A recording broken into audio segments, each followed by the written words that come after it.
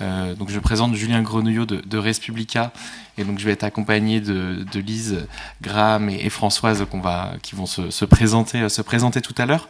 Je vais juste vous faire une rapide introduction sur le sujet de notre table ronde.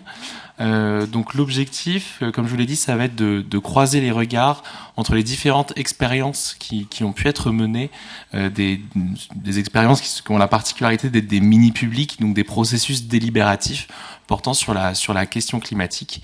Et donc nous allons avoir deux tables rondes. La première va porter sur plutôt le regard citoyen, le regard de participants, de membres qui ont participé à ce dispositif. Et la seconde table ronde sera plutôt du côté organisateur. Alors avant qu'on aille plus loin, est-ce que la traduction fonctionne bien pour les personnes qui sont sur le channel anglais? Parfait.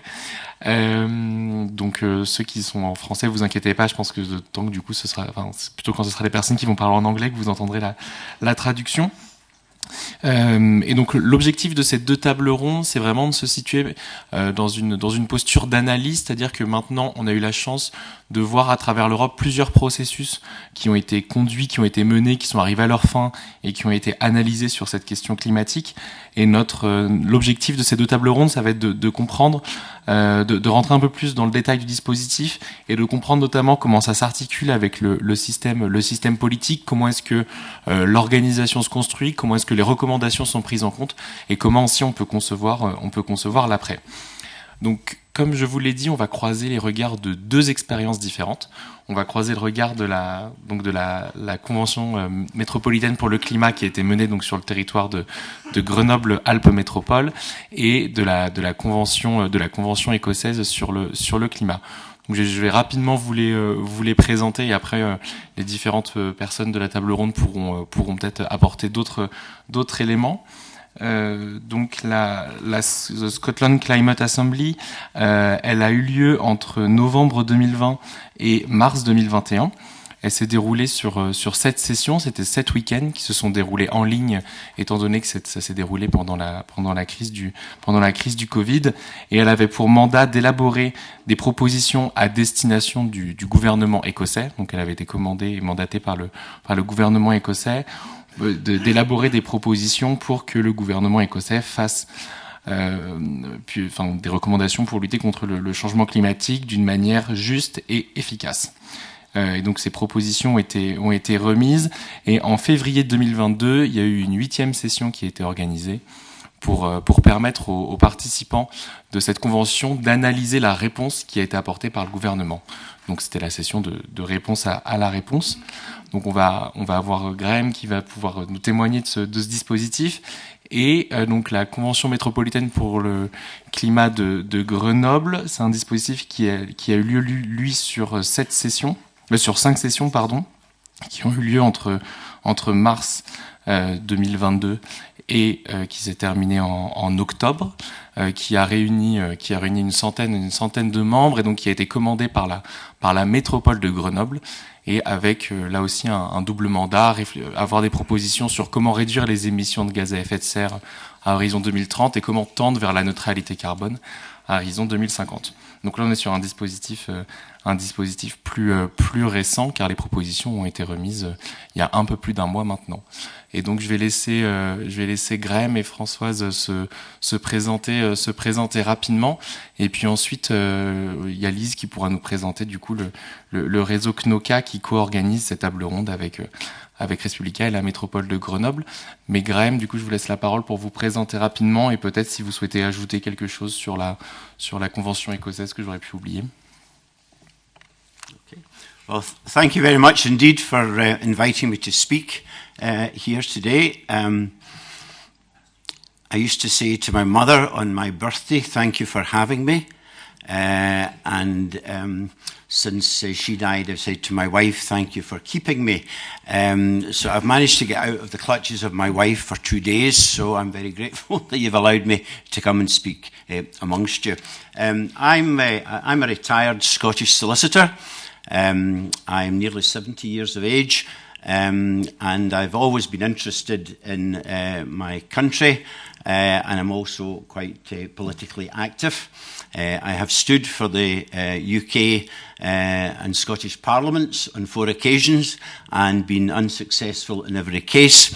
Having said that, I applied to be considered to join the Scottish Climate Assembly on the basis that I was a bit agnostic about some of the claims, but more agnostic about what the Scottish Government and Scottish local authorities and the people themselves, how they would respond. I think that's probably enough to be said about that, other than I was brought up in urban Scotland. I live in the country 30 miles north of Glasgow, and we have chickens, ducks, 3 dogs and a parrot. And our 2 daughters, one lives in London, works in London, and the other is a teacher and lives in Highland Perthshire, which is about 60 miles northeast of us. Merci beaucoup Graham pour cette présentation très détaillée. Donc Graham de la convention écossaise. Donc maintenant, Françoise, je vais vous laisser vous présenter.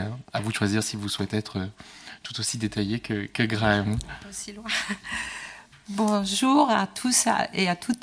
Alors voilà, moi je suis Françoise Manzoukir. Je suis à la retraite aujourd'hui. J'étais professeure d'espagnol. Et tout comme Graham, je suis quelqu'un de très sensible à la cause climatique. En fait, je m'intéresse beaucoup aux autres, à mon environnement. Je suis très proche de la nature, donc forcément j'étais impactée par cette problématique. Et lorsque j'ai été sollicitée par la Convention pour en faire partie, j'ai eu la première réaction a été de dire ok, d'accord, je suis tout à fait partante, mais à une condition, c'est que vous ne fassiez pas comme la Convention nationale qui s'était tenue 1 an avant et que Monsieur Macron avait dans une grande majorité effacé d'un revers de main. Je veux dire, je trouve que le travail qui avait été fait par les conventionnels était fantastique. Il y avait vraiment des propositions très très intéressantes et très peu de choses qui en avaient été effectivement retenues au départ. Alors on m'a dit ce que ensuite le président et les 2 vice-présidents de la métro ont confirmé, qu'ils s'engageaient à prendre en charge nos propositions. Donc je me suis lancée dans l'aventure. Voilà. Merci beaucoup Graham et Françoise, et vous avez abordé de nombreux sujets qu'on va avoir le temps de détailler ensuite dans la convention, dans cette table ronde, notamment sur l'après. Mais avant qu'on rentre dans les échanges, Lise, je vais te laisser présenter le réseau CNOCA et du coup peut-être donner aussi un peu de contexte par rapport à cette table ronde. Merci Julien et merci à toutes les personnes présentes d'être ici pour s'intéresser à un sujet qui est sans doute un sujet un peu de geek, on a tendance à dire. Et donc je vais parler en français, j'avais pas encore décidé. Donc je m'appelle Lise Deshôtels, j'ai une petite expérience des assemblées citoyennes pour le climat parce que j'ai été conseillère en fait de la coprésidente du comité de gouvernance de la Convention nationale pour le climat qui s'est passée au niveau français de 2019 à 2020, et il y a des membres de cette même convention qui sont présentes dans la salle aujourd'hui et qui pourront sans doute aussi témoigner. Et j'interviens ici au titre du CNOCA, qui est le Knowledge Network on Climate Assemblies, ou réseau européen, réseau de partage des connaissances sur les assemblées climatiques. C'est un réseau qui a été fondé justement peu de temps après la Convention française et la Convention britannique. Alors pas seulement écossaise, mais c'était une convention qui s'est tenue en parallèle de la version française au Royaume-Uni et qui avait été initiée par contre par le Parlement.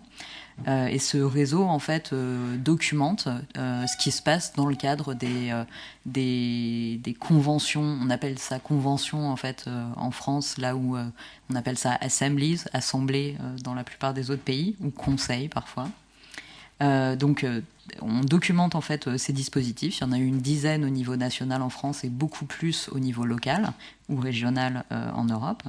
Et on essaye d'identifier en fait on va dire les bonnes pratiques qui permettent que ces dispositifs accomplissent pleinement le potentiel ou la promesse qu'elles font au départ quand ces dispositifs sont déployés. Et Julien l'a rappelé, le principe des assemblées citoyennes pour le climat, c'est d'amener des personnes qui sont choisies de façon aléatoire, tirées au sort, qui potentiellement peuvent venir de tous les milieux sociaux, de tous les niveaux d'éducation, tous les milieux socio-professionnels, tous les âges, tous les genres. Les critères peuvent être multiples. Et même si c'est pas forcément reflété avec Graham et Françoise, qui tous les deux témoignent que le changement climatique était une dimension importante déjà dans leur vie ou un centre d'intérêt, il y a des dispositifs comme la Convention écossaise qui demandaient notamment à ce que les participants reflètent la distribution des attitudes dans la population générale. Donc si vous avez une population où 50% des gens n'ont pas d'inquiétude particulière sur le changement climatique, il fallait que l'Assemblée écossaise ait 50% des participants qui aient cette opinion-là. Ce critère n'a pas été utilisé, par contre, en France pour l'Assemblée nationale, ni pour l'Assemblée grenobloise, à ma connaissance. Ah, pardon. Alors, pardon. Pour Grenoble, ça a été le cas. Donc voilà, donc c'est un pur hasard si aujourd'hui nous avons 2 participants qui sont très inquiets de ces questions-là. Donc voilà, donc notre réseau a à peu près 600 membres. On a des personnes qui viennent de milieux académiques, des milieux praticiens, les gens qui participent en fait à monter et créer ces dispositifs, comme Respublica par exemple. On a également des personnes qui appartiennent qui viennent de l'administration, quelques élus, des personnes qui s'intéressent à ces sujets, qui en ont organisé ou qui pensent en organiser pour le futur. Et ce qui nous amène aujourd'hui, et on remercie Respublica d'organiser cette table ronde et de les faciliter, de vouloir se pencher sur la question plus particulièrement de ces assemblées, comment elles sont reçues ou insérées en fait dans les systèmes politiques. On a identifié que bien souvent les limites qu'on voit dans la mise en œuvre de ces assemblées tiennent soit à la définition de leur mission, qui est souvent très très large, très vaste. On demande beaucoup en fait à des dispositifs qui sont limités en temps, en moyens, etc. Ça peut aussi être lié parfois, en fait, on va dire à ce qu'on appelle la robustness, donc la solidité du processus. Est-ce que tous les standards, tous les moyens sont donnés pour avoir un bon recrutement de personnes représentatives, etc. Ou même de la transparence, en fait, de communiquer qu'est-ce qui s'est passé, qui ont été les experts écoutés. Et le troisième point, c'est vraiment celui de l'intégration dans les systèmes politiques, parce que bien souvent, on met beaucoup de moyens pour préparer le processus, pour qu'il se déroule bien, pour que les participants puissent en fait remplir leur mission. Mais qu'arrive-t-il au jour d'après ? Et au moment où les résolutions, enfin les propositions ont été proposées, qu'est-ce qui se passe quand l'administration, les élus les reçoivent ? Donc je crois que c'était un peu l'un des buts aujourd'hui, qu'on revienne plus particulièrement sur ces aspects et qu'on essaie de réfléchir aussi avec vous à comment ça peut être amélioré. Merci Julien. Merci beaucoup Lise, et en plus ce qui est intéressant, c'est que étant donné qu'elle est membre de ce réseau CNOCA, tu pourras aussi à des moments apporter des regards sur d'autres dispositifs, et du coup comme ça on va aussi élargir notre spectre au-delà de Grenoble et de l'Écosse. Donc on vous propose de structurer notre table ronde en 2 temps. On va d'abord écouter Françoise et Graham sur leur témoignage et sur leur participation à ce dispositif. On va pas forcément revenir sur l'organisation en tant que telle du dispositif, sur comment est-ce qu'ont été agencées les 7 sessions du côté écossais ou les 5 sessions du côté grenoblois. On aura un second temps d'échange questions-réponses si vous avez des questions spécifiques sur la composition, sur l'organisation des travaux. On pourrait y revenir, ou même après, nous on est disponible pour pouvoir échanger avec vous. Et donc j'avais une première question pour vous, Graham et Françoise, notamment en lien avec ce que vous avez dit dans vos présentations. Vous avez dit que vous étiez déjà sensibilisés à la cause climatique. Et donc ma première question, ce serait est-ce que votre participation à ces dispositifs, à ces conventions citoyennes, ont affecté ou modifié vos points de vue, notamment sur la question climatique et sur la question démocratique ? Est-ce que après ce dispositif, vous aviez une vision différente de ces sujets, que ce soit sur le sujet climatique ou sur le sujet démocratique ? Donc je ne sais pas qui veut se tenter à une première réponse. Et afin qu'on ait le temps de tout aborder, je vous demande de faire, si possible, des réponses assez courtes de 2-3 minutes. Allez-y, Françoise. Alors, du point de vue climatique, oui, ce qui a évolué, c'est que même si je m'intéressais à la question climatique, et même si j'avais été chercher des renseignements déjà pour compléter un peu les idées que je pouvais avoir sur le sujet, nous avons eu l'intervention de chercheurs et d'universitaires qui avaient vraiment travaillé sur non seulement l'impact du réchauffement climatique, mais aussi, sur son impact du point de vue de la société, du point de vue de l'économie, tout un tas de données dont moi je ne disposais pas personnellement avant et qui m'ont permis vraiment de mesurer les enjeux d'une façon beaucoup plus claire. C'était plus net et du coup la conséquence c'est que j'ai pris une conscience plus aiguë de l'urgence de la chose et du chemin qui nous restait à parcourir, voilà, sur le plan climatique. Après, sur le plan démocratique, je crois que ça a été ma première vraie expérience de démocratie participative.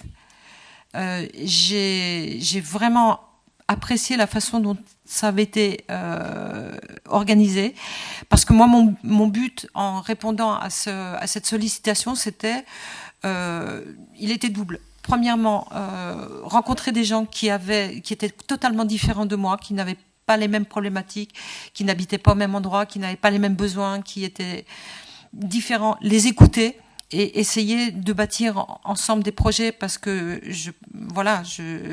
si on veut que ce soit acceptable par toute la société, il faut effectivement ratisser large et s'adresser à des citoyens différents, tous. Donc ça, c'était mon premier but. Le second but, c'était comment dire, j'ai perdu le fil. C'est pas très grave.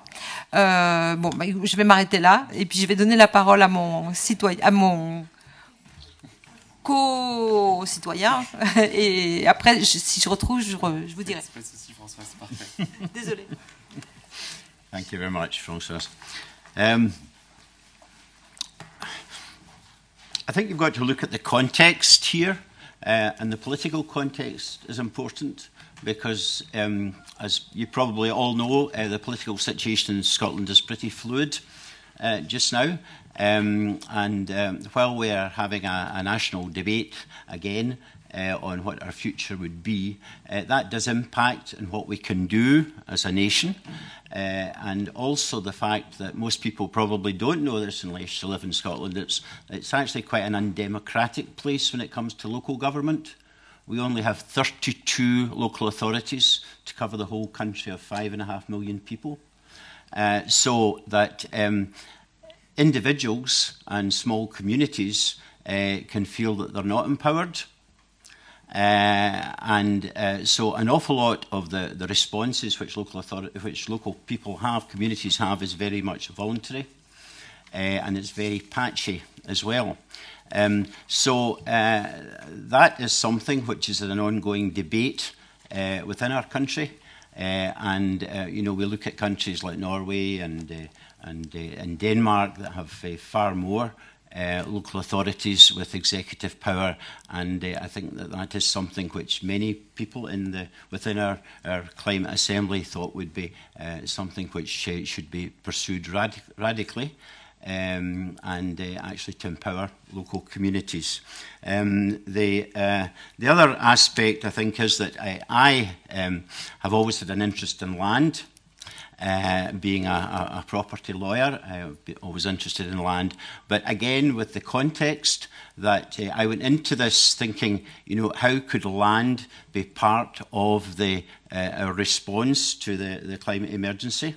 Now again, the context is that unlike most parts of Europe, most of Scotland is actually owned by about 300 people, or 300 organisations, own vast areas of the country. Many of them are not Scottish, so they're not British. Our largest landowner is a Danish billionaire. who owns 220,000 acres of our country. So there is an issue there. Now, some of them are very, very progressive in their ideas of restoring our land, and that's to be welcomed, but there is a democratic deficit in that. And that, again, is something which I was hopeful that we would consider, but really we didn't, despite the fact that the Climate Assembly asked the government, to do a lot with this. There has actually been a new land reform bill out for consultation just now, which is desperately disappointing because it actually doesn't tackle the problem of communities having far greater rights to decide, what is going to be done, particularly where there is one large landowner who has so much influence in what can be done.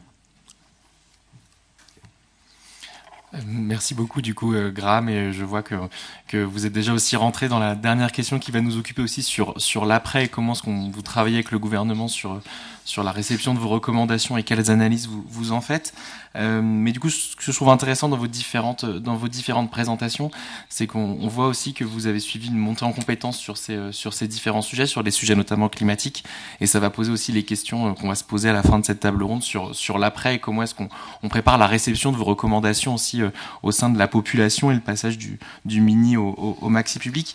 J'avais une deuxième question à vous poser pour qu'on puisse aussi rentrer dans l'analyse que vous faites de votre participation à ces différents dispositifs.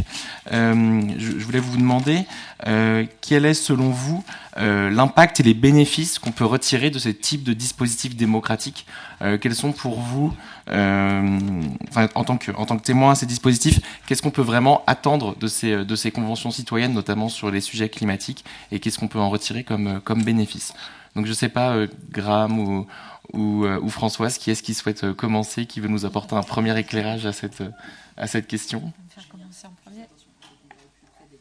Ok.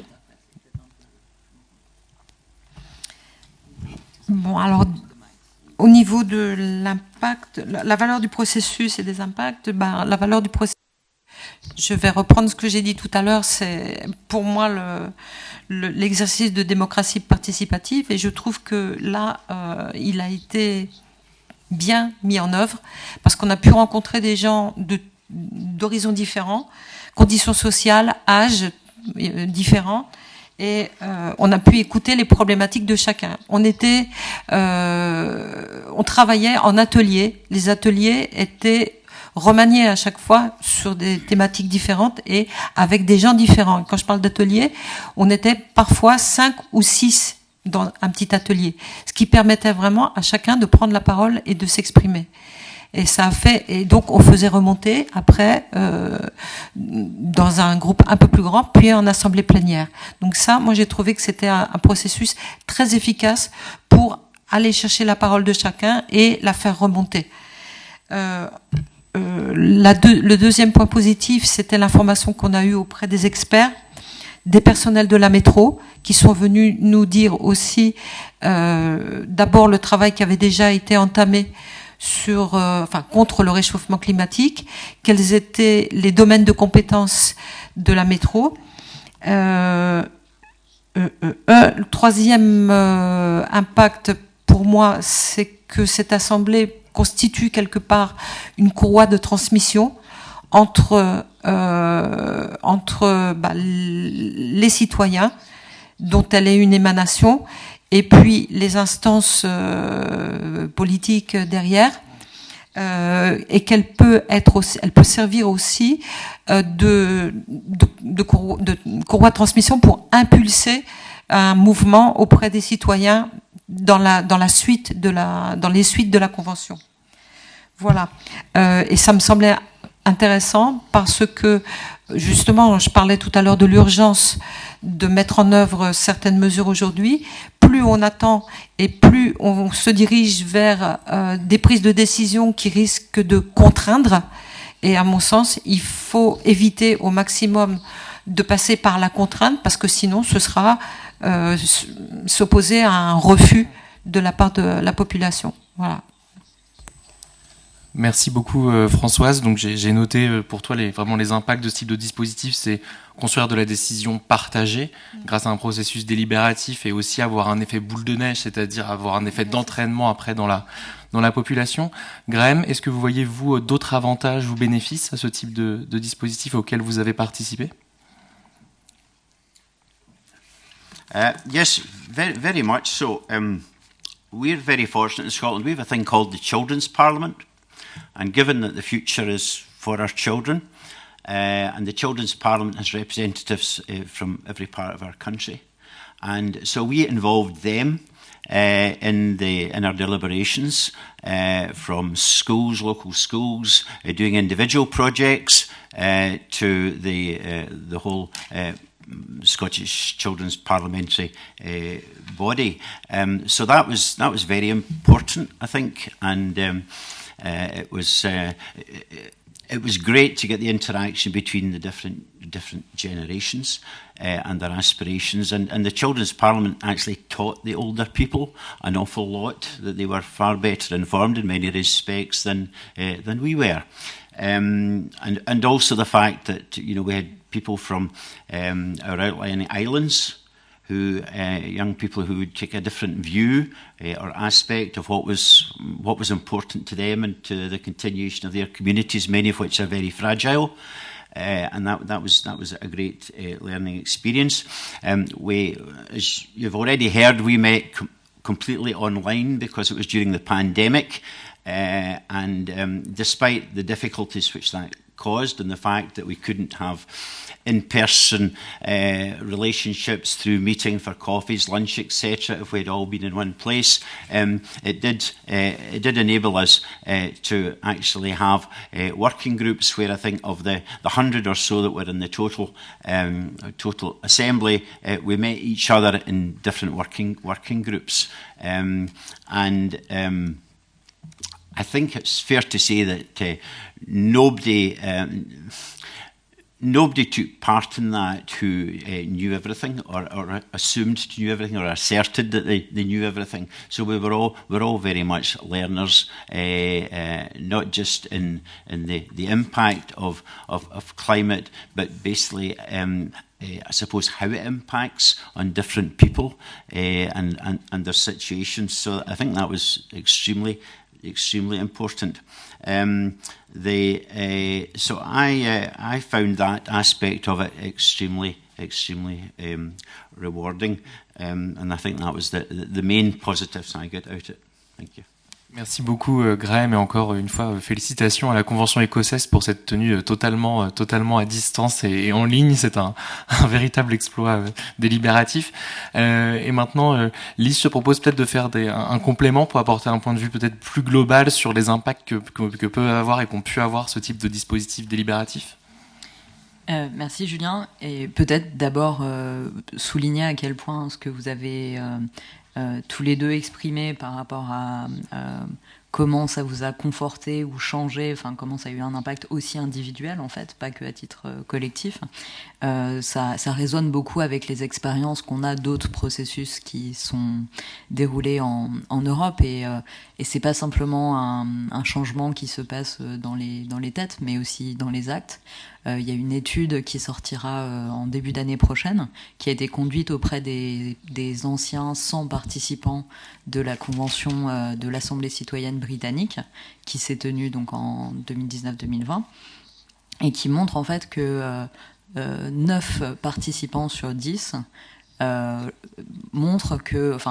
rapportent qu'ils ont changé au moins une chose, voire plus en fait, dans leur vie, en lien avec l'expérience en fait de l'Assemblée britannique, et que même la moitié d'entre eux disent ils ont changé même jusqu'à 10 aspects de leur vie en termes de régime alimentaire, de moyens de transport, d'activités en fait qu'ils ont, parce que ça a un impact sur l'engagement politique, un impact sur une partie des opinions et sur nos façons d'agir.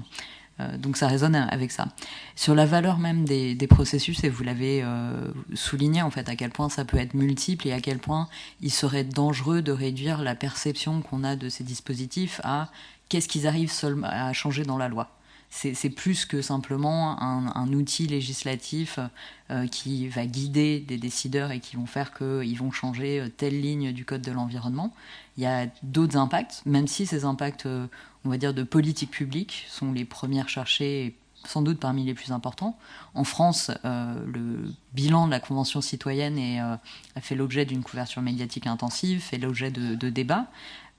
Pour autant, personne ne peut dénier aujourd'hui qu'il y a une loi, la loi climat et résilience, qui est directement issue des travaux de la Convention. Ça avait été le cas en Irlande également, quand il y a eu l'Assemblée de Citizens Assembly en Irlande. C'était un processus qui, lui, avait d'unique le fait que de week-end en week-end, les participants ont travaillé sur des sujets différents. Donc il y a eu 2 week-ends qui ont été consacrés aux questions du changement climatique. Et sur la base de leurs recommandations, le gouvernement irlandais a adopté le Irish Climate Action Bill. Donc il y a eu aussi un impact en termes de politique publique. On voit aussi qu'il y a un impact qui peut se trouver plus au niveau de l'organisation, on va dire du dialogue institutionnel. Par exemple, au Danemark, en fait, l'Assemblée danoise qui s'est déroulée a obtenu un peu le statut de partenaire social auprès du gouvernement. Au Royaume-Uni, c'est le Climate Change Committee, qui est l'équivalent du Haut Conseil pour le climat, une sorte de grand conseil scientifique qui guide l'État dans la préparation de ses plans d'action sur les questions climatiques, et qui a au Royaume-Uni beaucoup de pouvoir. En fait, ce Climate Change Committee a utilisé les recommandations de l'Assemblée britannique pour préparer son 6e budget carbone. Donc voilà, et on a pu le voir aussi en France, mais on l'a pu le voir aussi en Allemagne, où il y a eu une assemblée citoyenne qui a eu lieu, qui a été organisée par la société civile en amont des élections fédérales de 2020, ou 2021, pardon, 2021, et qui ont contribué à influencer les débats, en fait, politiques, électoraux, etc. Donc voilà, Julien, pour te dire, les impacts peuvent être multiples, et donc on peut imaginer que la valeur peut être difficile à mesurer, mais importante. Oui, tout à fait. Et en plus, ça rejoint ce que disait aussi Françoise sur le fait que ça a impacté aussi énormément les personnes en dehors et qu'il y a un effet boule de neige qui est indéniable à ce type de dispositif, pas uniquement sur les institutions, mais également sur la perception des citoyens et les changements plus globaux dans la société. Et du coup, en lien avec cette question, je voulais vous demander, Graham et Françoise, est-ce que votre perception des institutions a évolué depuis que vous avez participé à ce type de dispositif? Est-ce que vous avez une perception différente, du coup, dans votre cas, Françoise, de la métropole de Grenoble, et dans votre cas, Graham, du gouvernement écossais, depuis que vous y avez participé? Je ne sais pas qui souhaite commencer. Juste avant, est-ce que je peux rajouter juste une petite chose? Je voulais juste rajouter une petite chose sur ce qu'on avait dit avant pour le processus démocratique. Moi, je me suis rendu compte de quelque chose que probablement je pressentais avant, mais qui m'est apparu beaucoup plus clairement là. C'est que lorsqu'on donne aux citoyens les informations nécessaires pour pouvoir avoir une vision claire, et lorsqu'on leur donne l'opportunité de pouvoir échanger, dialoguer ensemble dans le respect, on arrive beaucoup plus facilement à un consensus et donc à faire des propositions qui rassemblent les gens. Et on évite les frictions, les oppositions, etc. Donc voilà, moi ça a été très important pour moi de mettre le doigt là-dessus. Voilà, j'en viens à ce dont on parlait là, la perception des institutions. Alors moi au départ, c'était ambivalent en fait. J'ai voire une grosse méfiance vis-à-vis du politique. J'ai beaucoup plus confiance dans le monde associatif pour faire effectivement, pour rentrer dans le concret. Et je crois beaucoup à l'action qui part de la base et qui remonte. Je crois peu aux injonctions données d'en haut qui peuvent redescendre. Je suis assez méfiante là-dessus. Et donc j'ai accepté parce que j'étais reconnaissante vis-à-vis de la métro de mettre à notre disposition ce dispositif. Et pour une fois qu'un politique tendait la main pour nous demander de nous exprimer et de réfléchir ensemble, je pouvais pas tourner le dos et dire non. Voilà. Donc j'ai apprécié cette main tendue. J'ai apprécié aussi les informations qui ont été mises à notre disposition, parce que la métro a mis à notre disposition des chercheurs, des universitaires, des gens qui nous ont donné des informations nous permettant de prendre des décisions avec beaucoup plus de discernement. J'ai apprécié aussi le pilotage qui a été effectué. Bon, on reviendra là-dessus après. On a eu, le président et les deux adjoints de la métro sont venus au début et à la fin de la convention pour nous dire, premièrement, au début, que nous étions libres de faire toutes les propositions que nous voulions, à condition qu'elles rentrent dans le champ de compétences de la métro, évidemment, et bien sûr en tenant compte d'un principe de réalité au niveau pécuniaire. C'est-à-dire que le budget de la métro n'était pas extensible selon nos volontés, mais qu'il y avait forcément des limites. Voilà. À la fin, ils sont revenus nous dire que nous étions légitimes, que tout ce que nous avions proposé était légitime, qu'ils prenaient en compte nos propositions, qu'elles seraient étudiées, et que celles qui ne feraient pas l'objet d'un consensus seraient soumises à votation. Voilà. Je crois que c'est tout. Oui, juste une dernière chose. J'ai apprécié aussi que nous avons pu rencontrer des acteurs de l'économie, de l'industrie sur la métro, qui nous ont permis aussi là d'avoir une évaluation plus claire. Voilà. Merci. Une des thématiques de la convention était la mutualisation. Aujourd'hui, on tente la mutualisation de micros, donc désolé si le passage n'est pas toujours très très fluide. Du coup, maintenant, à vous, Graham, de réagir par rapport peut-être aussi à ce qu'a dit Françoise. Est-ce que votre perception des institutions a évolué, et peut-être qu'aussi vous pouvez intervenir sur le sujet qu'a abordé Françoise, à savoir quelle a été la commande qui vous a été passée par l'autorité publique, et quels moyens ils ont mis à votre disposition pour pouvoir réfléchir à ces différents sujets, et quelle information vous a été transmise.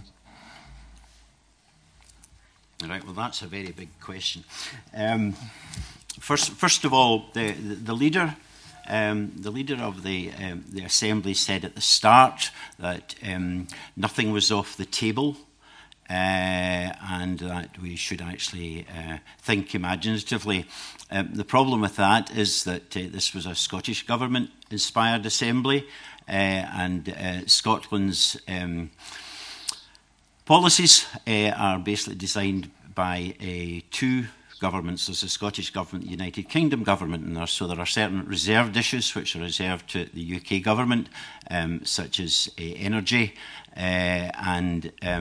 So there was a limitation as to what we could expect the Scottish Government to respond to.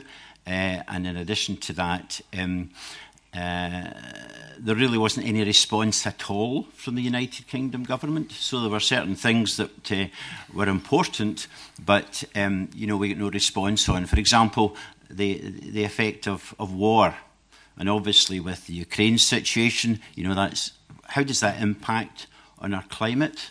And how does that impact generally? So we had no response on that, and defence industries and all these kind of things, which are a fairly major portion of the Scottish economy. We had certainly local authorities. I think most local authorities, in fact all local authorities in Scotland understand, have their own programme to address the climate change issues. One of the reasons for that, if you were a cynic, would be that since 80 to 85% of the revenue comes from block grant from the Scottish Government, the Scottish Government basically tells them what to do, and so there is an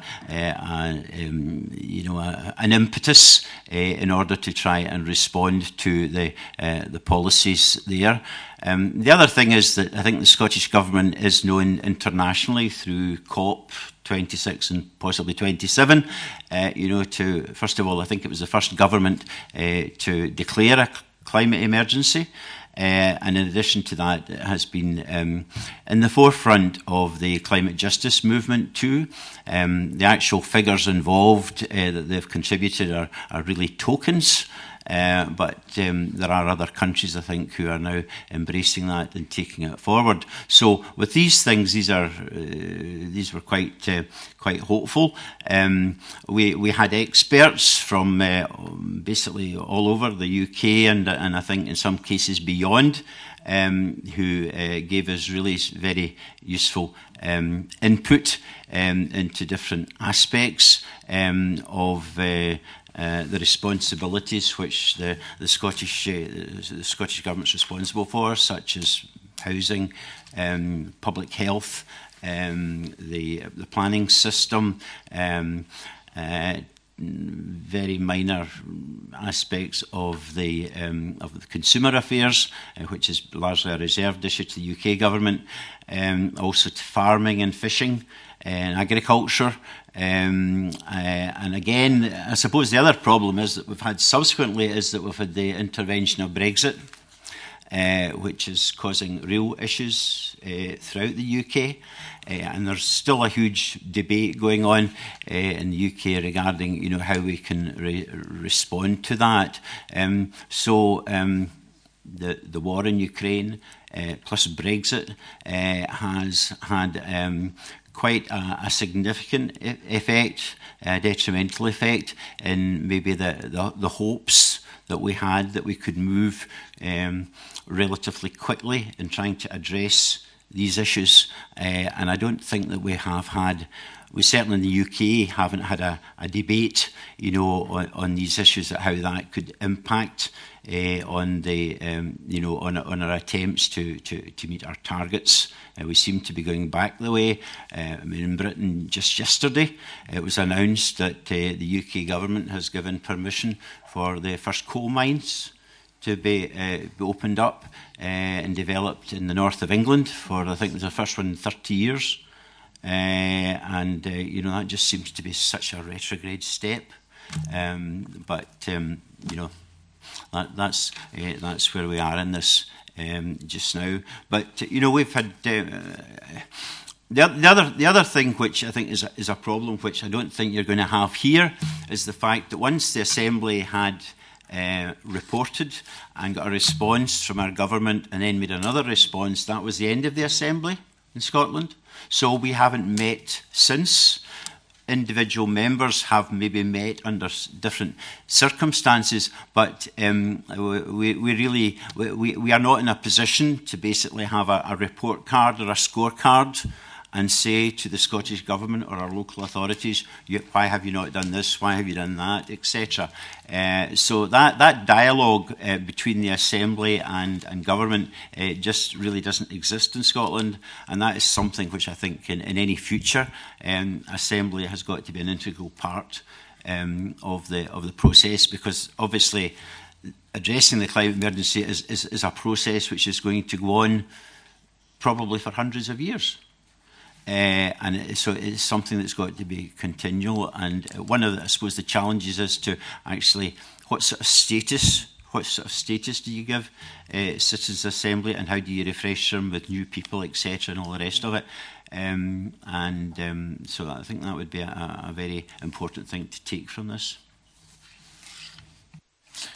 Et merci beaucoup pour ce partage d'expérience aussi qui portait sur l'après.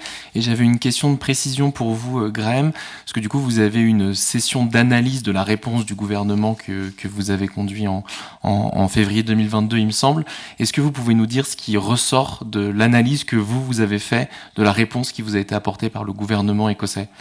Qu'est-ce qui est ressorti de cette session d'analyse et quel regard vous avez porté sur cette réponse qui vous a été apportée par le gouvernement ?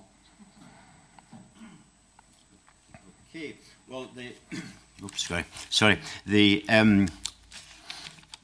the report that we produced had 12 goals. I'll not go into the detail because I would be here until probably next week. And we had 81 detailed recommendations. And the response from government, we checked these. 7 of them was actually government policy. 53 we said were on the right lines. 16 had little or no action, and 5 were ignored. So on that basis, about 75% of them are heading in the right direction.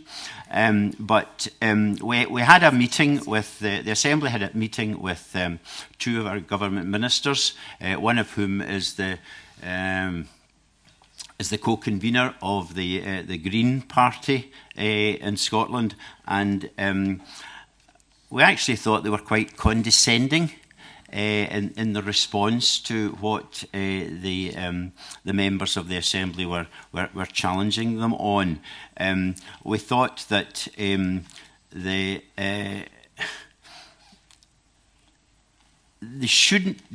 hadn't really looked at the possibilities of considering the climate emergency as a public health issue.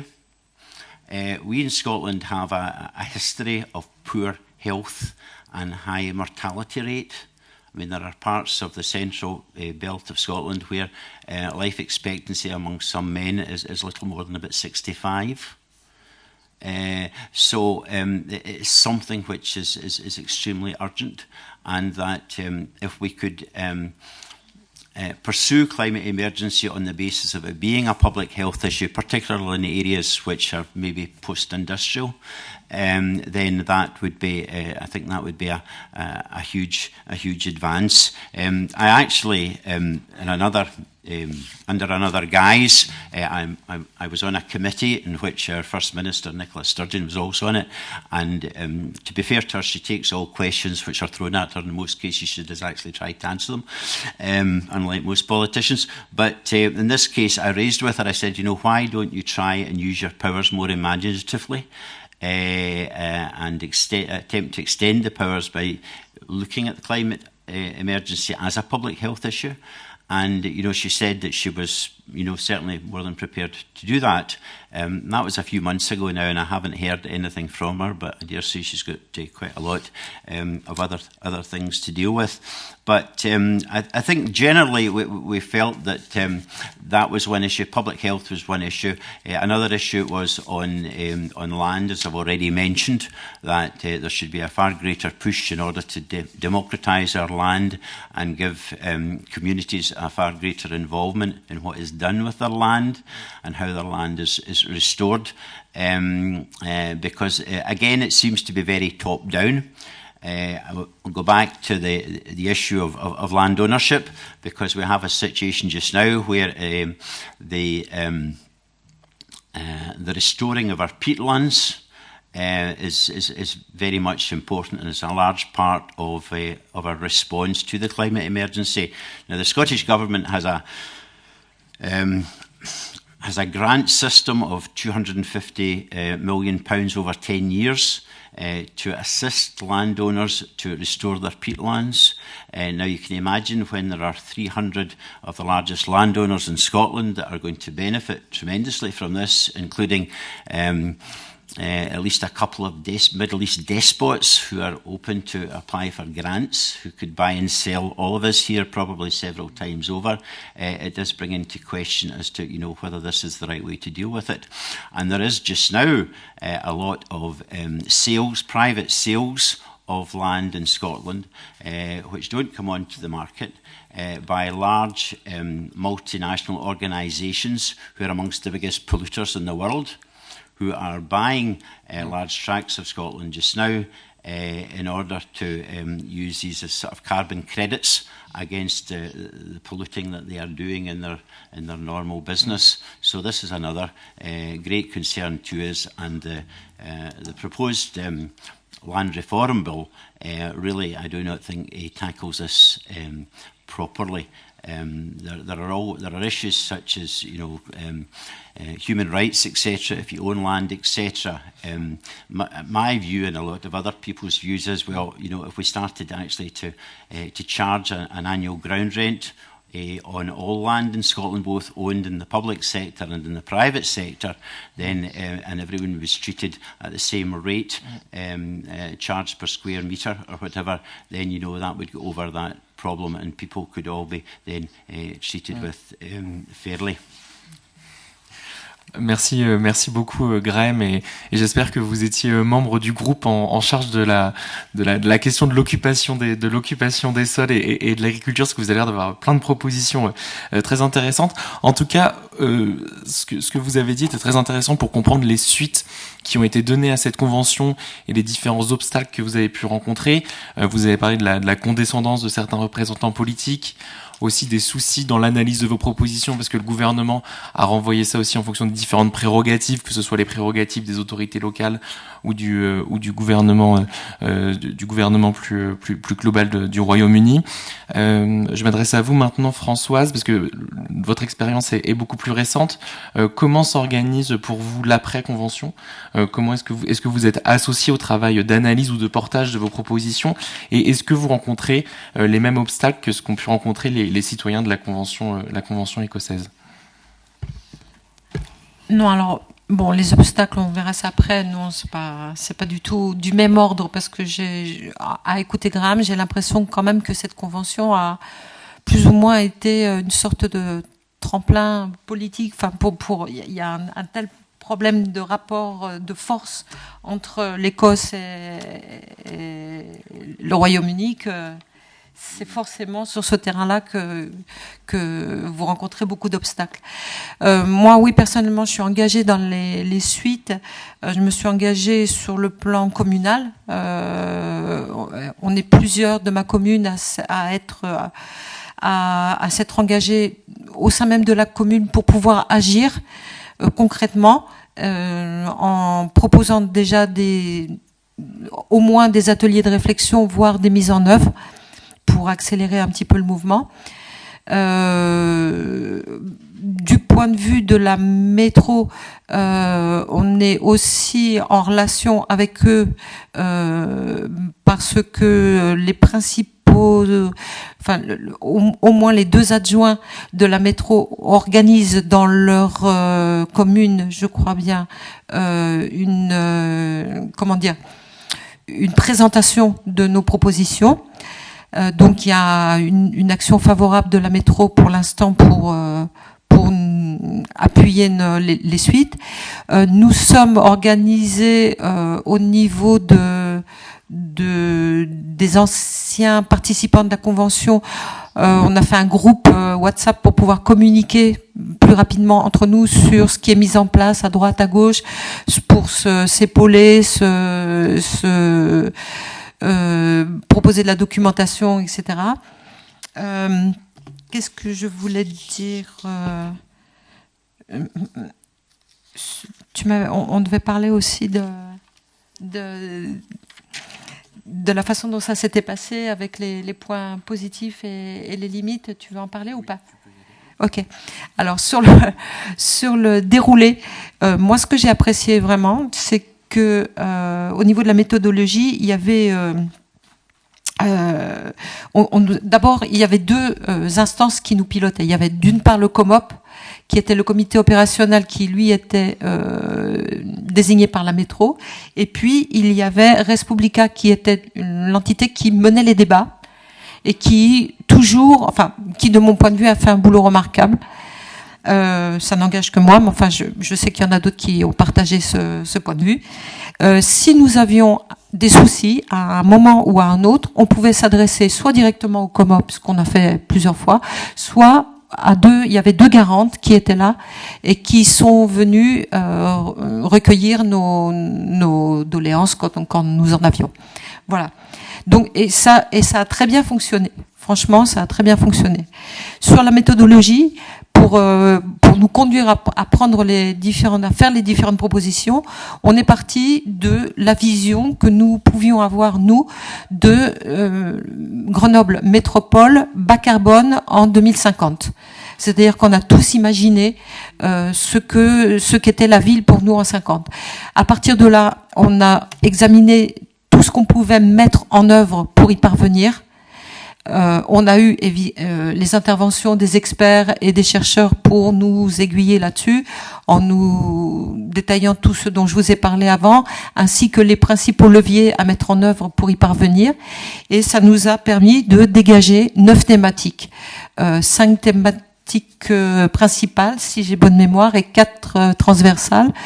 Et tous, après, nous avons été impliqués dans au moins une thématique principale et une thématique transversale.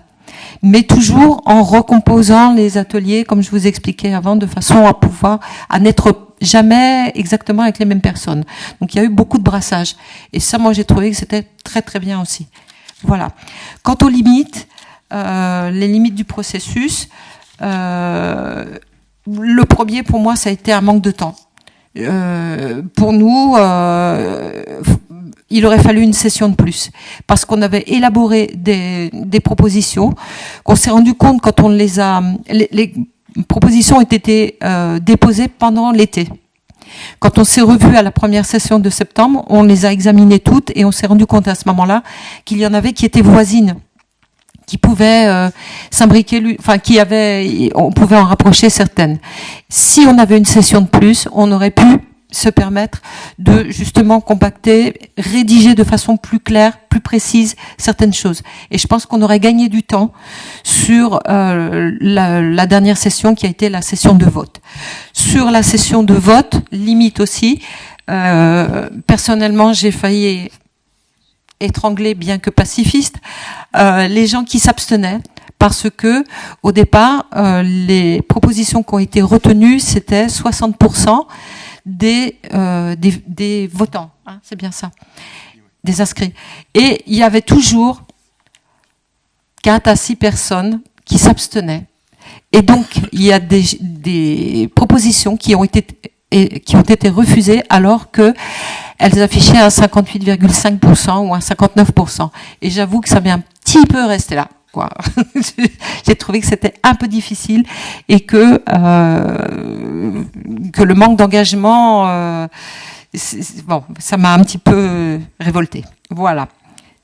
Vous voulez mon ressenti, je vous le donne. Voilà. Et je me suis intéressée, intriguée aussi, et interrogée sur les gens qui avaient, les citoyens qui ont déserté la Convention, parce que nous sommes partis à un petit peu plus d'une centaine et nous avons fini à 80 à peu près. Donc on en a perdu une vingtaine en route, surtout après l'été. Donc sur les 2 dernières sessions, on n'était plus que 80 environ. Et je me suis interrogée sur ce qui avait pu conduire les gens à ne plus se sentir impliqués. Voilà, j'ai pas de réponse, mais je me suis interrogée là-dessus. Voilà. Merci pour ce partage, Françoise, et c'est complètement un questionnement qu'on rejoint nous aussi en tant qu'organisateurs, c'est essayer de comprendre aussi pourquoi des personnes se sont désengagées. On a quelques pistes de réponse, mais c'est vrai que ça pourrait être intéressant d'en échanger aussi. Avant de donner la parole à Lise aussi sur la compréhension des obstacles, je vais vous poser une dernière question, Graeme et Françoise. Vous nous avez donné plusieurs recommandations sur aussi comment améliorer ces dispositifs. Est-ce que vous auriez une dernière suggestion à nous donner? Graeme, vous avez parlé peut-être de donner plus de pouvoir à ces assemblées. Peut-être que vous voulez détailler ce que vous entendiez par là.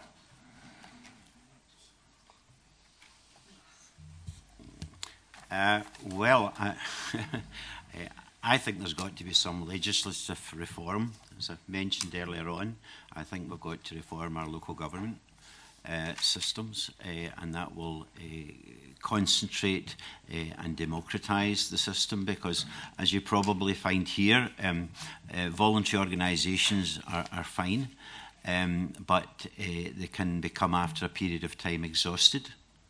And you actually need some sort of formal system to renew them and refresh them and give them some status. And I think without that sort of legislation behind them and support, professional support, is very, very difficult for voluntary organisations to make a sustainable impact. So that would be the first thing I would say. So that is a thing that governments and parliaments have got to address. And there also, I suppose, is the question of control, because parliaments and governments in particular like to be in control. And they've got to change. They basically got to change their outlook on really devolution within the power that they have to empower people. We have a thing called the can't remember what the act is called, but it's a Local Empowerment Act. And it's not really about devolution of everything, but it's devolution of some small aspects. So, for example, a local community could want to do a project. It might be a building that they want to restore and bring back into use, and there are funds available. They can apply for funds to be available to use it. For example, it might be something which was owned by a local authority, but they've let it just sort of lie there disused, so they can bring it back, and that's fine. Now, that's been going for a few years now, but the jury is out as to whether that can be sustained in the long term without the support of some sort of formalised structure, and so it's not just the sustainability of our climate and what we have; it's also the sustainability of the individuals who are involved in that sort of thing as well. I think that's a really, really important thing. And I think also, I mean, we want, although our politicians of all parties in Scotland are very good at getting out and speaking and making themselves available, and they're very contactable, they don't hide, there has actually got to be even more of that, and a recognition that while when an election comes up, they are full of fine words of what they're going to do or what they suggest, etc. To actually bring that into practice requires a dynamic and an impetus, which we sometimes, don't see. Or maybe they're working behind the scenes doing it, and we're not aware of it.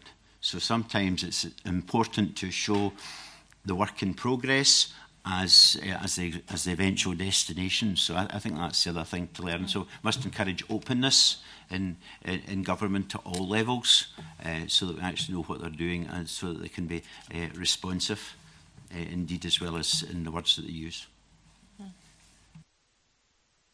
Merci beaucoup Graham pour ces recommandations, et notamment moi je retiens l'idée aussi que les hommes politiques doivent accepter de perdre le contrôle et d'accepter la parole citoyenne.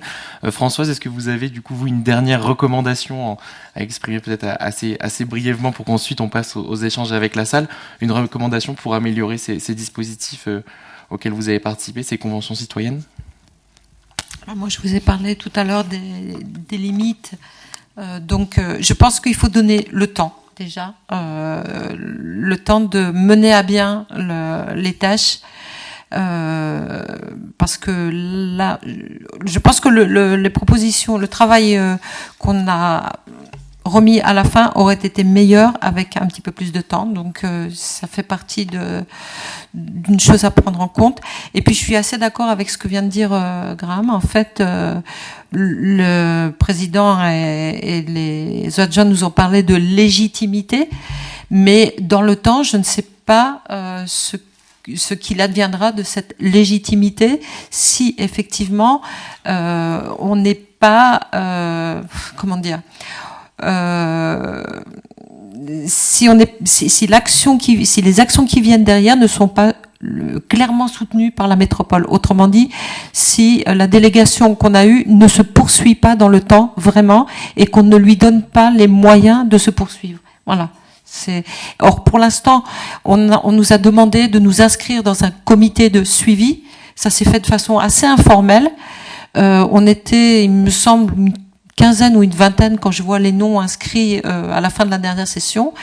Et quand aujourd'hui, dans les faits, je vois les gens qui s'impliquent dans les différentes manifestations qui ont été organisées jusque-là, on n'est pas 20. Alors, évidemment, bien sûr, tout le monde n'est pas toujours disponible à toute heure. Mais je pense quand même que il faut vraiment donner les moyens de pouvoir continuer cet engagement. Voilà. Merci. Ok, donc merci pour cette recommandation sur le fait de donner les moyens au collectif de suivre les propositions prises, enfin les actions les décisions prises par les politiques pour voir si elles sont bien en lien avec les propositions des citoyens. Lise, avant qu'on passe aux échanges avec la salle, est-ce que tu voulais nous apporter un regard sur les différents obstacles rencontrés par ces assemblées, par ces conventions citoyennes, notamment lorsqu'elles rendent leurs propositions et dans leur prise en compte par les pouvoirs publics? J'ai encore oublié. Non, allez-y. Oui, juste, j'ai encore oublié une chose. Au niveau de la métro, ils nous ont dit que lorsque les décisions ne feraient pas consensus entre eux, elles seraient soumises à votation citoyenne. Ce que je trouve dangereux, parce que ça pourrait être une façon de se dédouaner de la part des politiques. Un citoyen qui n'a pas un minimum de connaissances pour juger clairement, avec tous les atouts en main, risque d'avoir une réaction plus émotionnelle que vraiment objective. Et donc c'est dangereux, enfin, à mon sens. Voilà, je m'arrête. Je pense que maybe in English, very briefly, and because I think that you have touched upon the many obstacles that many assemblies have been meeting, but overall, you pointed at the fact that most of the time we have to keep in mind that at the end of the process, it's a meeting of two worlds: the world of people, 100 people who have been together, had build something together, suddenly meeting with the political world that has its own codes, its own norms, etc. And that can be, at the best, maybe patronizing. Sometimes you can be met with defiance, with people who despise you. So it can be tough. We also have to keep in mind that the same applies for the text. The proposals have been written from the perspective of people who do not make the law every day, and are sent to the people who are writing the law every day. So how do you take the report saying we want to support life, and how do you translate something, such a proposal like we support life, into the law? I'm sorry, I'm being a bit caricatural here, but it's also, we have to bear in mind that this is a very important obstacle, or at least something to take into consideration. And overall, in what we hear from organizers of climate assemblies, you spend so much time preparing for the process, investing a lot of time, energy, money in it. You don't think that much about what's going to happen on the day after. And maybe this is something we should push future organizers to have more consideration for. What we've seen is that France and Scotland were the only two processes where a review session has been organized. The most recent assemblies, Luxembourg, Austria, and Spain, they decided not to go for that option. So what does it tell us? It tells us a bit that governments are also in that place where they don't feel comfortable having their work being reviewed. But we've also, because we've been in touch with them, we know that they want to solve that issue, but we haven't found how we can have a dialogue after the assembly. And what Françoise was saying is also important about, in the long term, what is the legitimacy? Who is still around the table?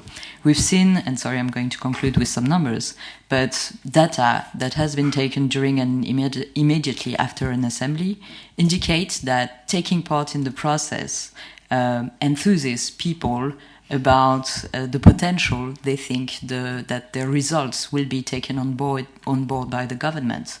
But when time passes, then this optimism drops a lot. Like in the case of Scotland, I think 25% of the members of the assembly were satisfied with the fact that the government replied. And at the time, just after the assembly, more than half of the participants at the end of the assembly, they were quite hopeful that the government would take on board the proposals and that they would be at least taken seriously. That number dropped to 22 just after the review session. So you also have to ask the question about how long can you keep people in that kind of process, and also who is going to say. Because I'm sorry for both of you, but the people who are still around talking about climate assemblies when they're over are people who are retired. So that's also another issue. I'll stop there. Merci Lise pour cette remise en contexte. et tout ce qui vient d'être soulevé aussi par rapport aux organisations, et si vous avez des questions adressées aux organisateurs, je vous rappelle que juste après, on aura une table ronde avec une représentante du gouvernement écossais et un des vice-présidents de la métropole grenobloise, notamment en charge des questions de participation, et vous pourrez aussi du coup questionner tous ces sujets sur la réponse et l'analyse, et du coup le sujet que tu as pointé, Lise, peut-être sur le manque de préparation de ce temps d'analyse avec eux. On vous propose d'ouvrir un temps de questions-réponses. On a été assez bavard, donc je vous propose qu'on prenne un temps de 15 minutes. On va pouvoir prendre deux séries de questions, du coup adressées à Lise, Graham ou Françoise. Je vous propose peut-être qu'on l'axe aussi plutôt sur le dernier point qu'on a abordé, sur les difficultés rencontrées dans le cadre du processus et sur ces questions notamment vis-à-vis de l'après. Donc je vais prendre une série de 3 questions, puis après je vous proposerai d'apporter une réponse. Allez-y, monsieur. Oui, bonjour. Donc, je me prénomme Alain. Je suis un citoyen de Rennes qui a été tiré au sort pour participer à la réflexion et à la rédaction et à la mise en œuvre d'une convention métropolitaine de la citoyenneté qui normalement devrait être votée dans une semaine. Je voudrais juste faire quelques remarques. Je vais essayer de ne pas être trop long. Je me retrouve beaucoup dans ce qu'a dit Françoise, mais bon, à la fin, et ce que dit Graham aussi par rapport à nos amis écossais, c'est vrai que la grande difficulté, c'est s'installer dans la durée et de manière constante et chercher à élargir. C'est vrai que c'est extrêmement difficile. Mais je pense que l'Écosse, connaissant un peu l'Écosse, mais j'aimerais savoir ce que va en dire Graham, ils ont quand même un socle, et c'est pas uniquement la question de l'indépendance écossaise ou pas, mais ils ont un socle dans le domaine social. Et même un parti, donc j'aimerais avoir l'avis de Graham, même un parti à une époque, je ne sais plus maintenant, comme le SNP, Scottish National Party, avait posé la question, par exemple, de la redistribution. Mais il ne faut quand même pas se faire d'illusions par rapport à ce que disait Graham. Quand il y a des multinationales qui achètent des terres, il n'y a que la mobilisation de plus en plus importante, et c'est ça qui est extrêmement difficile, qui peut les faire reculer. Il ne faut pas que nous nous illusionnons à ce sujet. Donc je pense qu'il faut petit à petit essayer, je dis bien essayer, de les entourer. Ça va prendre du temps et il faut s'accrocher, c'est difficile.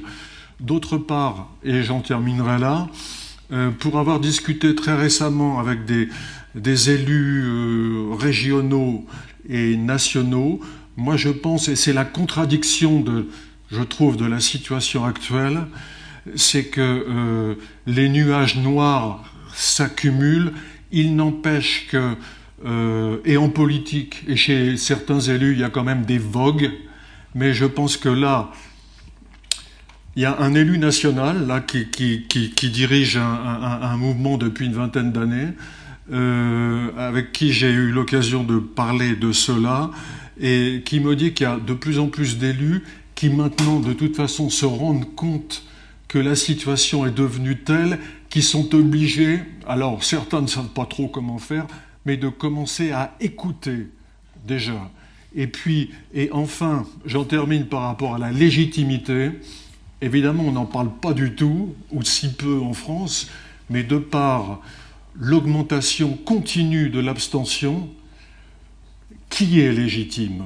Il y a des élus, et je n'irai pas le clamer sur les toits, bien sûr, mais il y a des élus je pense à quelqu'un qui est ministre aujourd'hui, qui s'est targué d'avoir été élu aux dernières municipales, mais ce qu'il avait oublié de dire, c'est qu'il y avait presque 75% d'abstention. Donc, il faut que nous, malgré tout, nous voyons ces rayons de lumière quand même. Et j'en termine là, même si je ne sais pas s'ils sont vraiment représentatifs au plan national et plus, au plan européen au moins, mais j'ai trouvé qu'il y avait certains jeunes. Alors j'ai une amie qui me dit oui, mais tu sais, je vous laisse il y conclure en a peut-être pas en 5 suffisamment secondes des pour qu'on jeunes. puisse prendre Mais votre j'ai prise de trouvé parole. qu'il y avait certains jeunes qui sont très motivés. Ok, bah merci en tout cas pour ce partage de regards. Je vois que vous posez la question notamment de comment est-ce qu'on installe dans le temps ces dispositifs. Alors est-ce qu'il y a d'autres, soit partage d'expérience, notamment sur ces suggestions en 30 secondes, 1 minute, sur comment améliorer ces dispositifs, ou est-ce qu'il y en a d'autres qui au contraire ont des questions à adresser à nos participants à ces dispositifs? Oui, bonjour. Oui, monsieur. Une question sur les modalités d'association, sur l'effet de boule de neige. Est-ce que c'était des initiatives individuelles que vous avez eues? Est-ce que vous êtes organisé collectivement? Vous avez parlé du groupe WhatsApp. Est-ce que vous avez organisé collectivement des réunions? Est-ce que vous avez été encouragé aussi par la métropole pour démultiplier un peu votre action et vos réflexions? Je pense que c'est... en fait, au fur et à mesure que les sessions se sont succédées, c'est constitué une sorte de noyau dur de gens qui se sentaient peut-être un peu plus impliqués, ou je sais pas... Et du coup, on s'est rapprochés, on a discuté plus souvent. C'est venu comme ça en fait. On s'est pas donné vraiment le mot. Personne ne nous a poussé. Ceux qui avaient envie de rester en contact sont restés en contact. On a utilisé ce qu'on avait à notre portée pour le faire. Voilà. Mais non, ça n'a pas été ni encouragé. Alors oui, ça a été encouragé dans la mesure où, à la fin de la dernière session, il y avait, je vous dis, 2 panneaux où on pouvait s'inscrire pour suivre les décisions et puis s'engager à aller prêcher la bonne parole, quoi, en clair. Donc, on a été invité à ça. Ceci dit, concrètement, aujourd'hui, pour aller prêcher la bonne parole, il faut que les communes organisent des choses. Ou alors, il faut que vous alliez toquer à leur porte pour leur dire, vous savez, on aimerait que... Et pour l'instant, on est... Bon, ça va faire 2 mois maintenant. Pas tout à fait 2 mois. Il n'y a pas eu énormément de choses d'organisées. Voilà. Et il y en a eu plusieurs qui ont été organisées à l'initiative de citoyens, justement, qui vont toquer. Voilà. Et je leur demande de m'excuser de les mettre sous les feux des projecteurs, mais j'aimerais bien éventuellement entendre l'expérience de Marie-Sylvie ou Christine, les 2 membres de la Convention citoyenne, qui, ça fait maintenant plus de 2 ans que le processus est terminé. Comment est-ce qu'elles ont des idées sur cette question de comment on améliore, qu'est-ce qui peut être mieux fait sur le suivi, que ça soit au niveau local ou national, de ces processus? Désolée encore. Oui, bonjour à tous. Oui, effectivement, c'est déjà loin maintenant. Effectivement, le suivi, nous aussi, on s'était un petit peu organisé en association. Et c'est pareil, on était un noyau. C'est vrai que tout le monde ne participe pas ensuite, suivant ses disponibilités et ses envies. C'est vrai que la disponibilité, c'est un gros problème quand on travaille. Parce que les employeurs nous avaient mis à disposition pendant les sessions de la convention, mais ensuite pour le suivi, il fallait prendre des jours de congé, il fallait pouvoir se libérer parce qu'on avait les réunions qui nous étaient annoncées 3 jours avant. Donc voilà, ça c'est quand même très compliqué. Donc si on veut que les citoyens s'investissent dans le suivi, il faut qu'on puisse avoir une possibilité de se libérer de son emploi quand on n'est pas à la retraite, quoi. Je pense que ça, c'est un des gros problèmes qu'on a rencontrés, en tout cas. Voilà. Si je peux ajouter aussi autre chose, c'est que une fois qu'on est sorti du processus à proprement parler de la convention, on n'a plus forcément tout le cadre qui va avec, c'est-à-dire notamment les animateurs et autres. Et ça peut aussi provoquer beaucoup de difficultés en matière de dialogue citoyen, une fois qu'il n'y a plus l'encadrement qui va avec. C'est-à-dire que l'association a connu quelques difficultés en matière de bonne entente, finalement, après coup, entre les citoyens. Et ça a été difficile. Donc ça, c'est une chose. Après, je voulais aussi porter un autre point de vue qui est mis en avant par Thierry Pêche, qui était donc le coprésident de la Convention nationale, qui, lui, donc je me permets de le citer en quelque sorte, estime que voilà, ces citoyens sont réunis pour un temps donné dans le cadre d'une mission qui leur est confiée, et qu'une fois que cette mission est terminée, à la limite, la Convention n'a plus de légitimité à continuer telle qu'elle. C'est-à-dire qu'elle a rempli sa mission, voilà, le calendrier était tel quel. Une fois que c'est terminé, c'est terminé. Et donc aux politiques en général de prendre le relais. Donc moi je suis partagé sur cette idée parce que je comprends complètement que les citoyens qui se sont investis pendant des mois et qui sont montés grandement en compétences et expriment le désir de continuer, bien évidemment. Et en même temps, je comprends qu'au niveau démocratique, ça puisse aussi poser des difficultés parce que ils sont pas élus, ils ont été tirés au sort pour un mandat. Donc ouais, c'est une vraie question. Moi, je voudrais rajouter qu'il y a quand même un certain nombre de citoyens de la Convention nationale qui sont maintenant élus, qui ont profité qui ont eu envie de continuer et de s'investir encore plus. Et il y en a quand même, je ne sais pas combien il y en a exactement, mais qui ont été élus au régional, au départemental, et voilà. Et même municipal et député, non, on n'en a pas eu, non. Bon, c'est pas passé.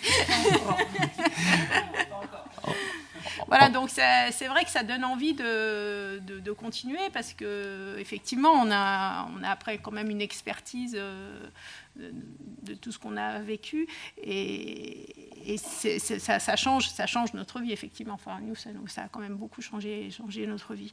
Voilà. Après, je voulais revenir aussi sur ce qu'a dit Françoise, c'est-à-dire que on a été formés effectivement, et moi je trouve qu'il y a beaucoup de mesures qui peuvent passer parce qu'on a été formés justement. Je voudrais revenir un petit peu sur le 110 km/h qui était quand même une mesure qui avait fait beaucoup de polémiques. Et quand on voit aujourd'hui que ce 110 km/h, en fait, il commence à être accepté dans la population et je pense qu'il va passer. Mais il y a 3 ans, c'était hors de question qu'on le fasse passer le gouvernement Macron a mis son veto. Et on voit bien quand même que, avec le temps, on y vient et il faut expliquer, il faut argumenter et en fait, voilà, c'est important de former la population. Peut-être juste pour donner un petit élément de contexte pour celles et ceux qui ne sont pas français. Donc, la Convention citoyenne pour le climat national avait proposé de de limiter la vitesse à 110 km/h sur les autoroutes. Et c'est une proposition qui avait fait polémique et qui avait été refusée par le gouvernement. On arrive à la fin du temps imparti pour cette première table ronde.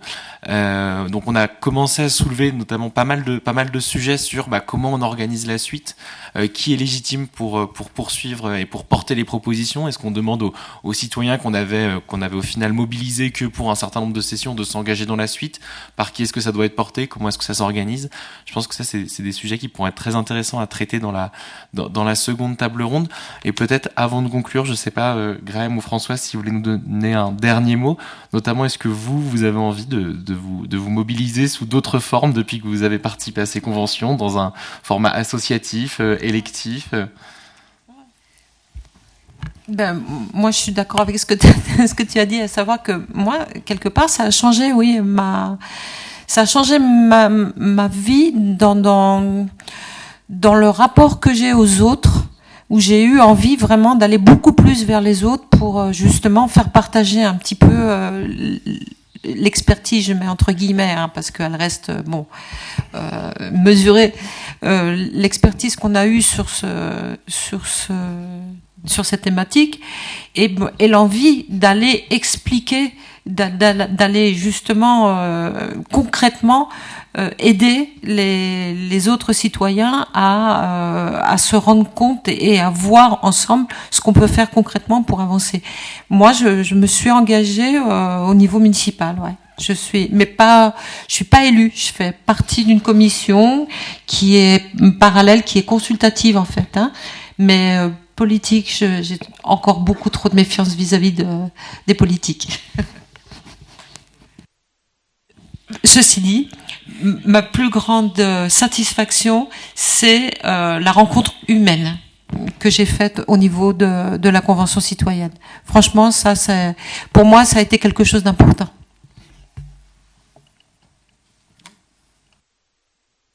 Yes, I would agree with what Françoise has said. Just a couple of points.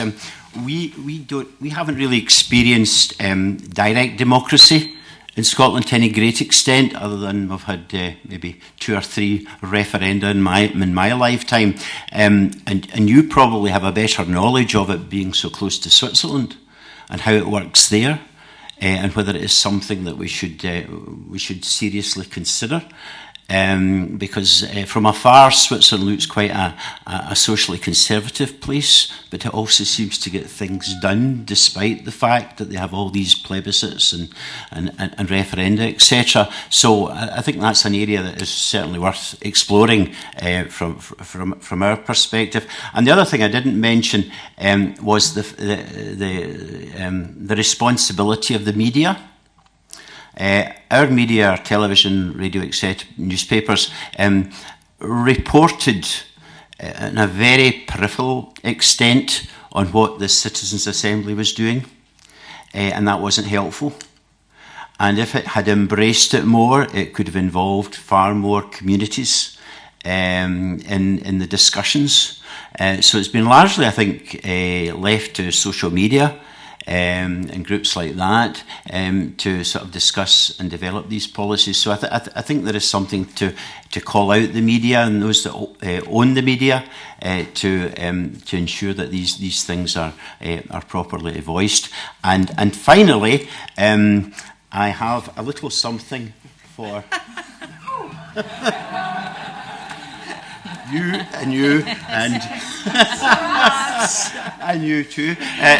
This is a Highland cattle. It has no CO2 emissions, you'll be pleased to know. And just as a token of thanks for having me here today. Thank you.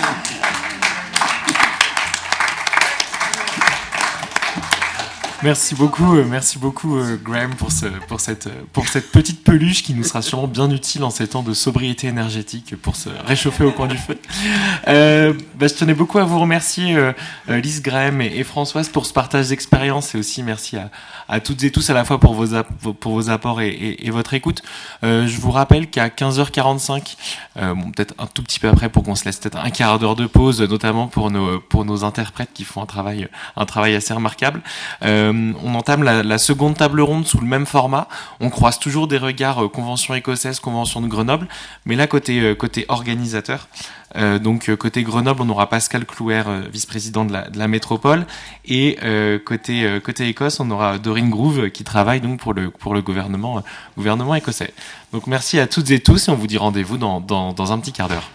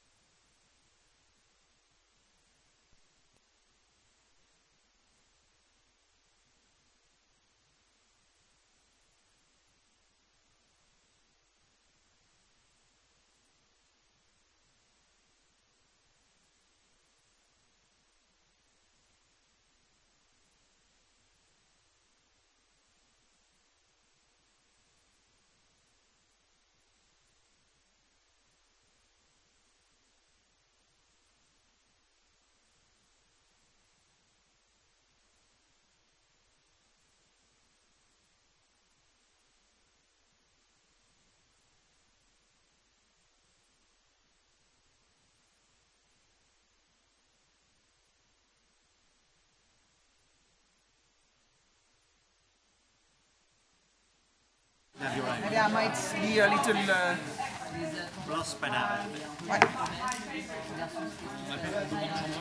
Ouais. Ouais. Si vous voulez vous reprendre place.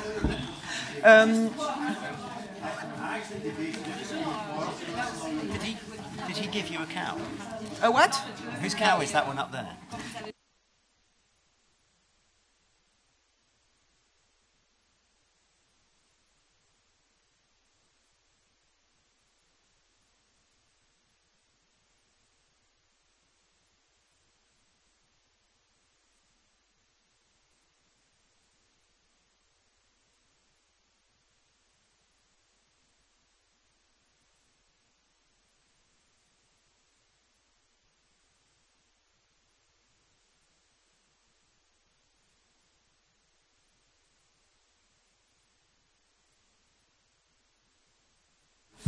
Alors,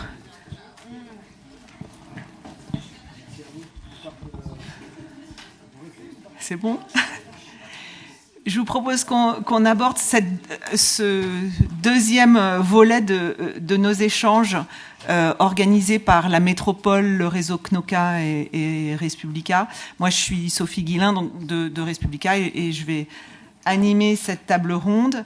D'abord, je suis assez à la fois, bon, c'est dommage pour nous, mais je suis contente de constater que le panel avec les citoyens a attiré du monde. Tout à l'heure, j'espère qu'ils vont venir nous rejoindre, mais rester ici. En fait, ce qu'on voulait absolument faire, après avoir entendu les citoyens nous raconter leur expérience et leurs questionnements sur leur relation avec les autorités organisatrices des conventions citoyennes, ce qu'on voulait absolument faire aussi, c'était entendre le point de vue et l'expérience des organisateurs eux-mêmes, ce que ça a entraîné comme challenge, d'abord comme attente, comme challenge et comme contrainte ou engagement pour la suite de la mise en œuvre des propositions ou des travaux d'un panel citoyen. Donc on a entendu pas mal finalement d'enseignements, à la fois d'attentes de la part des citoyens, j'y reviendrai tout à l'heure dans le débat,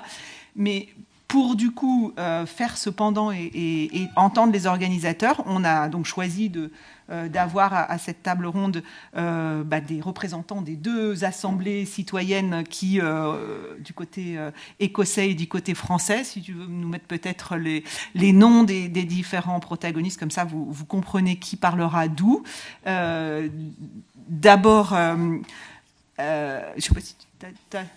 Mais est-ce qu'on peut avoir le PowerPoint, enfin là, en tout cas l'affichage des noms, mais bon, je vais le faire parce que je les connais mal. Doreen, je commence par les femmes comme ça. Doreen Groove, qui est donc responsable de l'Open Government au gouvernement écossais. Donc en fait, elle, du point de vue de l'administration, elle est en charge de la réflexion sur l'association des citoyens dans tous les dispositifs politiques de prise de décision. Elle essaye d'impulser cette présence citoyenne dans la décision publique. À ce titre-là, elle a participé au design et à l'organisation de deux conventions citoyennes en Écosse, une première sur le futur de l'Écosse et une deuxième qui est donc une assemblée citoyenne dont on a eu tout à l'heure un représentant citoyen, Graham, qui est resté en face de nous. Pascal Clouer, qui est vice-président donc à la métropole de Grenoble-Alpes Métropole, et qui parmi ses responsabilités à la participation citoyenne et qui a été donc un co-organisateur de la Convention citoyenne pour le climat de la métropole. Et puis Graham Smith, qui est le président de CNOCA, ce réseau d'échange de connaissances qui a été organisé avec le soutien de la Fondation européenne pour le climat, qui a été organisé pour mettre en relation, en réseau, les différents acteurs protagonistes des conférences de citoyens et qui du coup partagent un peu tous les enseignements. Et ce qu'on fait aujourd'hui, c'était l'idée de la co-organisation de ce débat, c'est bien de tirer des enseignements. Et ce qu'on voudrait faire, parce que des échanges sur les assemblées citoyennes, il y en a eu un certain nombre, c'est vraiment d'aborder l'intérêt de ces assemblées citoyennes pour le climat, pour la prise de décision.